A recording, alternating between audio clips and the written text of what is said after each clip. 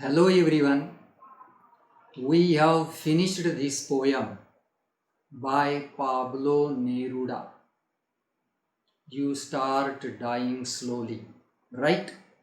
And we have also seen some simple factual questions and complex factual questions from this poem. Today in this video, we are going to see the remaining activities which are given at the end of the poem. So now open your books on page number 43. Question number 3. Let us discuss this question. या प्रश्नाची आपण चर्चा करू. काढा 43 page number. Now I read the question. Listen carefully. Pick out 4 adjectives from the poem and write them down with the nouns they describe. प्रश्न मी वाचला, तुम्हाला कळाला की या कवितेतली 4 विशेषण आणि 4 नाउन्स त्यांनी वर्णन केलेली आपल्याला शोधायची आहेत. आता हा प्रश्न कसा आहे, संपूर्ण कवितेवर आहे, परंतु कधी कधी स्टँजा वाईज सुद्धा एखाद्या मार्काला येऊ शकतो, म्हणून ही ॲक्टिव्हिटी पाहणं गरजेची आहे. आता you make 2 columns in your notebook. तुम्ही 2 कॉलम तयार करा. Column number 1 adjective, column number 2 noun. आता ॲडजेक्टिव्ह शोधायचेत आपल्याला आणि नाउन पण शोधायचेत, म्हणजे ॲडजेक्टिव्ह आणि नाउनच्या जोड्या आपल्याला या ठिकाणी 2 कॉलममध्ये पूर्ण करायच्या. I hope you might have done 2 columns, adjective and noun. Number 1. आता मी ॲडजेक्टिव्हचा उच्चार करतो. I pronounce the adjective and you have to find out the noun. Right? Same, SAME लिहा. ॲडजेक्टिव्हच्या कॉलममध्ये नंबर 1 सेम, SAME. मला सांगा कोणतं नाउन येईल बरोबर? अंदाज 5. ते बी लिहून टाका. म्हणजे सेम 5 हे नाउन, तर सेम हे adjective. Right. Number 2 different, DIFFERENT. Different is adjective. You know, तुम्हाला माहिती आहे विशेषण आहे, तर कोणतं नाउन येईल? Colours, COLOURS. मग म्हणायचं कसं? Different colours. Number 3 turbulent, TURBULENT. Turbulent.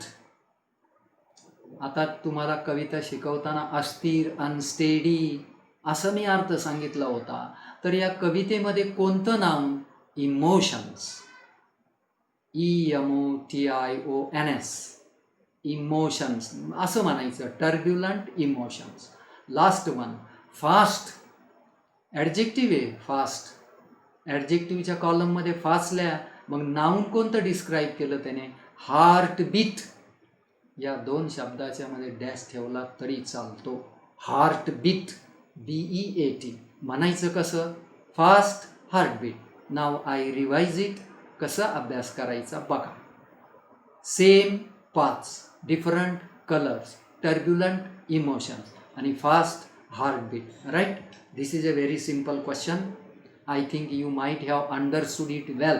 तुम्हाला छान समजलं असेल. Again page number 43, question number 4. आता ही ॲक्टिव्हिटी पहा. Page number 43, question number 4. Now I read.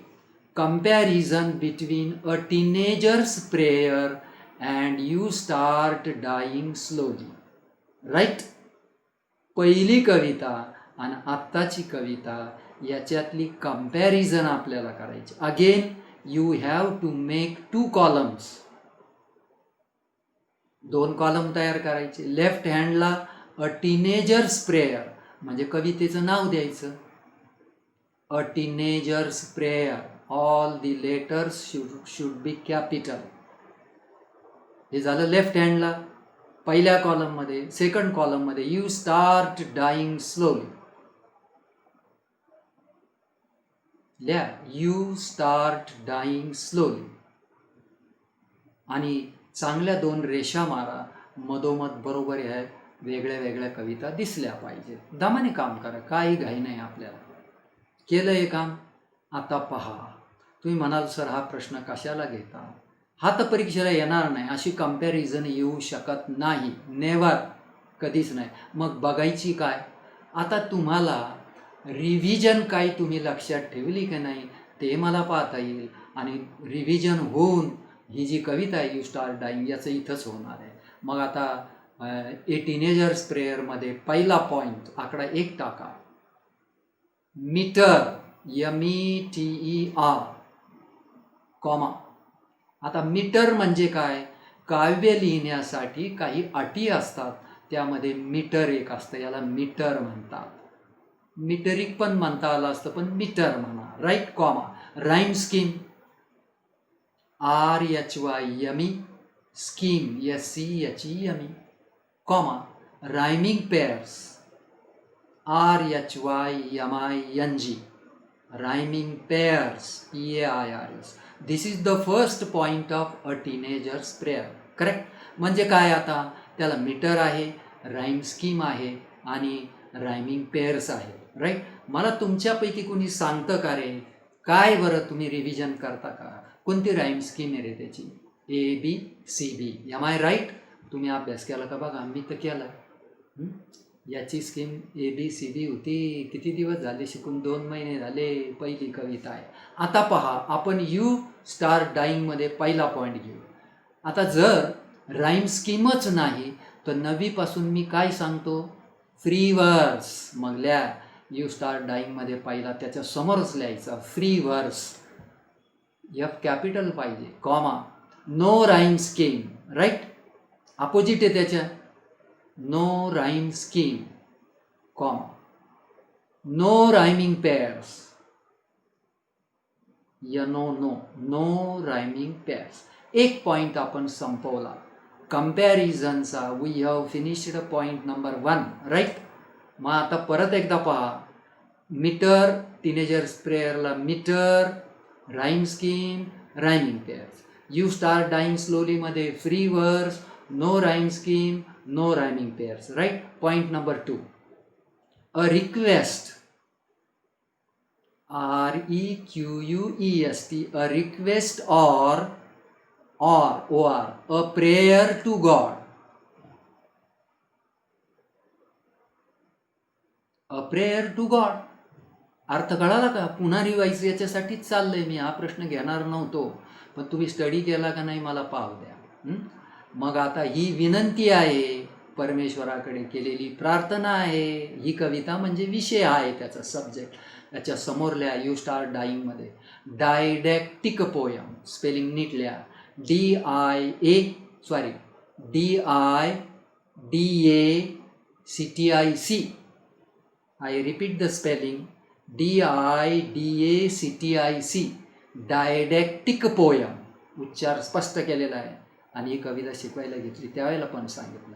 मग हे नाही कळत तर कंसात लिहून घ्या ब्रॅकेटमध्ये, gives advice, ADVICE, or message, MESSAG. आता काय कळालं, डायडॅक्टिक म्हणजे उपदेशपर कविता, त्याच्यात उपदेश दिलेला आहे. नाही कळत तर सल्ला देते ही कविता, तेही नाही कळत त्याच्यात मेसेज दिलेला आहे, लाईफ ऑफ मेसेज आहे ना, किंवा मेसेज ऑफ लाईफ आहे ना, याच्यामध्ये जीवनाचा संदेश दिलेला आहे. पॉईंट नंबर 3, आता टीनेजर्स प्रेयरमध्ये fixed number of lines, fixed number of lines, ओळींची संख्या निश्चित, डॅश करून 4 lines in each stanza, 4 lines in each stanza. आता इकडे या, यू स्टार्ट डाईंगमध्ये अगदी त्याच्या समोर घ्या, different number of lines, different number of lines in each stanza, in each stanza. कळलं का मराठी, संख्याच निश्चित नाही, आणि टीनेजर्स प्रेयरमध्ये 4 ओळीचा स्टॅन्झा, इथं काहीच तपास नाही. लास्ट पॉईंट टीनेजर्स प्रेयरमध्ये घ्या. Different figures of speech. Different figures of speech. काय कळालं तुम्हाला? वेगवेगळ्या प्रकारचे अलंकार. आता याच्या समोर घ्या. Mainly repetition. आर कॅपिटल काढा. REPETITION. गेल्या वर्षापासून स्पेलिंग सांगतो, तुम्ही पाठ करायचं असतं, मी नाही. Repetition. OR. Anaphora. A capital ANAPHORA. Anaphora. So these are the 4 points of comparison between these 2 poems which we have studied. Correct? ज्या 2 कवितांचा अभ्यास केला त्याचं हे इथं तुलना मी कशा करता घेतो? तुम्ही अभ्यास केला का नाही? बघा, आता मी तुम्हाला दुसरं विचारतो. Who is the poet of the first poem a teenager's prayer? आहे का? लक्षात आहे? जे मॉर्स. हे तुम्ही करायचं. आणि हिचा कोण आहे? You start dying slowly.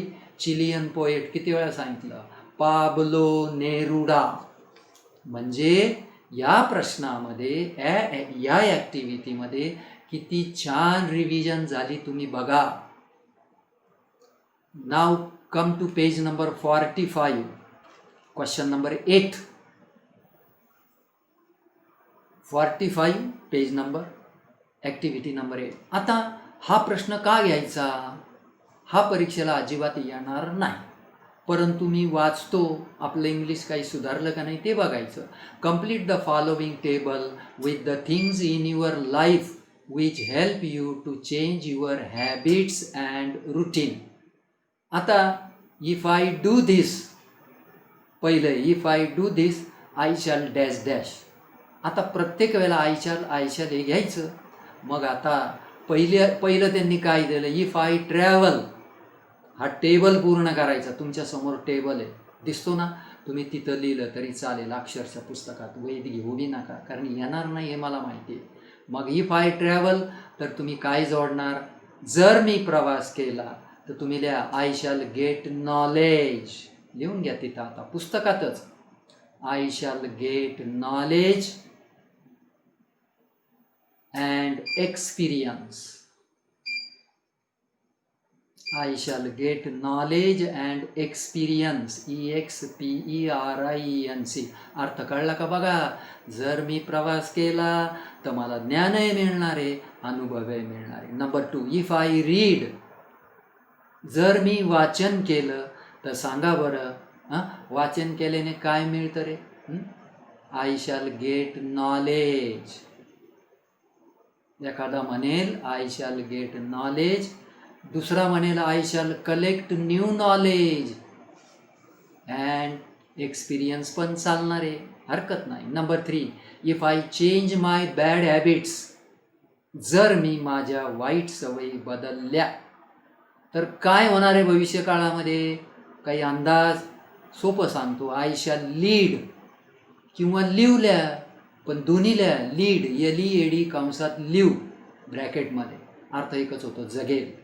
I shall lead or live good civilized life. CIVILIZED. civilized life. आता अर्थ सांगतो, मी चांगलं सुसंस्कृत जीवन जगेल. Right. Next, if I play continuously on a mobile. जर मी सारखाच मोबाईलवर खेळत बसलो तर काय होणार आहे? I shall miss. मी मुकेल. कशाला? बघा, हे जोडू शकता. I shall miss the pleasure of. The pleasure PLEASURE. आनंद. Pleasure on a playground. Pleasure on a playground. मी परत रिपीट करतो. I shall miss the pleasure of playing on a playground. काय कळलं मराठीत? मी मैदानावरच्या खेळाच्या आनंदाला मुकणार आहे. Last one, if I don't make friends. आय तिथे अर्थ सांगा. जर मी मैत्रीच केली नाही कुणाशी, बघा कुणाशी मैत्री केली नाही तर काय होणार आहे सांगा. आता मी देतो, फार छान आहे. I shall live, LIVE, dull, DULL, कंटाळवान. I shall live dull, solitary, comma करा आणि त्याच्यानंतर सॉलिटरी लिहा, SOLITARY. डल म्हणजे कंटाळवान, सॉलिटरी म्हणजे एकाकी, अँड जोडा अँड पेनफुल लाईफ, PAINFUL. कसं जीवन जगेल मी? कंटाळवान, एकाकी आणि त्रासदायक. मग कशी ॲक्टिव्हिटी पूर्ण केली मी? वाचतो, ऐका, लिहिली का बरोबर. I shall live dull, solitary and painful life. Come to page number 45, त्याच पेजवर मला वाटतं. ॲक्टिव्हिटी नंबर 10 बघा, 10. आता हे परीक्षेला येतं, हे तुम्हाला माहिती आहे. मग काळजीपूर्वक ऐकायचं. Complete the web diagram with words that go with their topics. आता रिलेटेड वर्ड्स प्रमाणे झालं हे तुम्हाला माहिती आहे, येतं क्वेश्चन नंबर 1 मध्ये, राईट. आता बघा, टर्ब्युलंट याचा अर्थ सांगितला होता, अनस्टेडी, अस्थिर. त्यांनी काय दिलंय? 2 शब्द दिले. स्टॉर्म म्हणजे वादळ. वादळ हे अनिश्चितच असतं, अस्थिरच असतं. कुणीकडं दिशा बदलील आणि काय करील सांगताच येत नाही. कोकणात काय झालं तुम्हाला माहिती आहे, राईट. आणि दुसरं दिलं सी वेव्स. समुद्राच्या लाटासुद्धा टर्ब्युलंटच असतात, अस्थिरच असतात. काय सांगता येत नाही. किती उंचीच्या घडीत अशी, घडीत तशी, सारखी कधीच नसते, स्थिर कधीच नसते. मग आता या पद्धतीनं आपले हे 3 वेव्स पूर्ण करायची. एक ग्लिसनिंग आहे, एक टर्ब्युलंट आहे आणि सेन्सिबल आहे. All these are 3 adjectives, right. या पद्धतीनं आता आपण पूर्ण करू. आता पहा, मग टर्ब्युलंटमध्ये उरलेले 3. मला टर्ब्युलंट म्हटल्यावर वेदर कसं असतं रे? WEATHER, वेदर, हवामान. टर्ब्युलंट असतं, सकाळी एक तर दुपारी एक तर संध्याकाळी एक. मग एक भरलं तुम्ही, वेदर. एअर कशी असते रे? AIR, हवा. टर्ब्युलंट असते, राईट. आता आपले विचार अस्थिरच असतात ना. मग थॉट्स म्हणा, THOUGHTS. Thoughts are also turbulent, right. हा झाला पहिला. टर्ब्युलंटचे आपण नाऊनच्या रूपात हा वेग पूर्ण केला. Noun. Come to number 2, glistening. आता ग्लिसनिंग म्हणजे चकाकणारे. अर्थ सांगितला होता. शायनिंग, आता ING लावलं म्हणून शायनिंग. त्यांनी एकच दिलं, आईज. डोळे हे ग्लिसनिंग असतात, राईट. चकाकतात डोळे. मग मला सांगा, आपले केस, हेअर. आता तुम्ही काही अंदाज करा ना रे बाबड्यांनो. मासे, फिश असतं का नाही ग्लिसनिंग? मोती माहिती आहे का? मोती काय शब्द आहे मोत्याला? Perl, PEARL. शायनिंग असतो का नाही? ग्लिसनिंग असतो का नाही? आणि कधी कधी रस्त्यावर जर ऊन पडलं, खूप पाणी पावसाचं साचलं आणि त्याच्यात ऊन पडलं तर street, right. Come to number 3, sensible. आता सेन्सिबलचा मराठीमध्ये अर्थ होतो सुज्ञ, समजदार. आता त्यांनी काय दिलं? ॲडवाईस दिलेलं आहे, ॲडवाईस, सल्ला. आता सेन्सिबल पर्सन पण असू शकतो, सेन्सिबल बॉय, गर्ल असू शकतं ना. मग तुम्ही लिहा, पर्सन लिहा, नाही तर गर्ल लिहा, नाही तर बॉय लिहा, कोणतंही चालेल. आता आयडिया असू शकते की नाही रे? सेन्सिबल आयडिया, कल्पनासुद्धा सेन्सिबल असू शकते. एकमेकांमध्ये झालेली चर्चा, डायलॉग किंवा बोलणी, DIALOGUE, डायलॉग. डायलॉग सेन्सिबल असतो, आयडिया सेन्सिबल असते, पर्सन सेन्सिबल असते.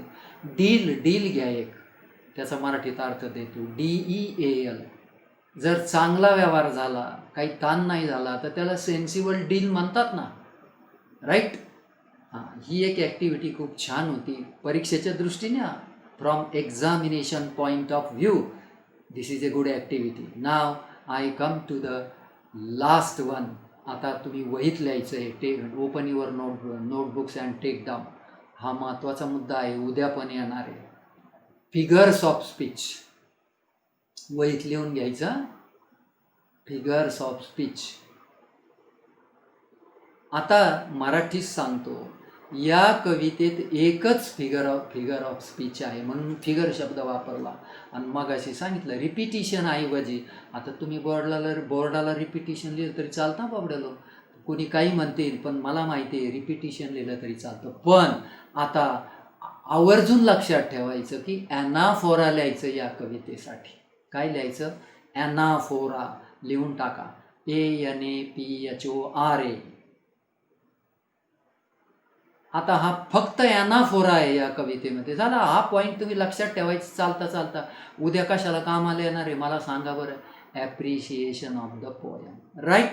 मग आज हा पॉईंट विसरताच कामा नये की या कवितेत ॲनाफोरा हा अलंकार आहे, राईट. आता ॲनाफोराची डेफिनेशन लिहून घ्या खाली. सांगता आलं पाहिजे, एखाद्याने विचारलं कशाला म्हणतात रे anaphora. Take down. When a group of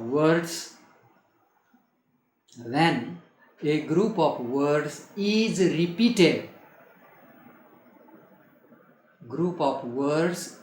repeated in the successive line,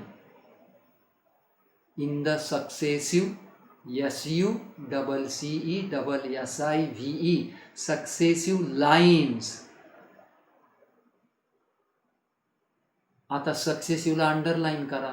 तुम्हाला जर नसन कळत तर मी सोपा शब्द कंसात देतो, फॉलोविंग लाईन्स,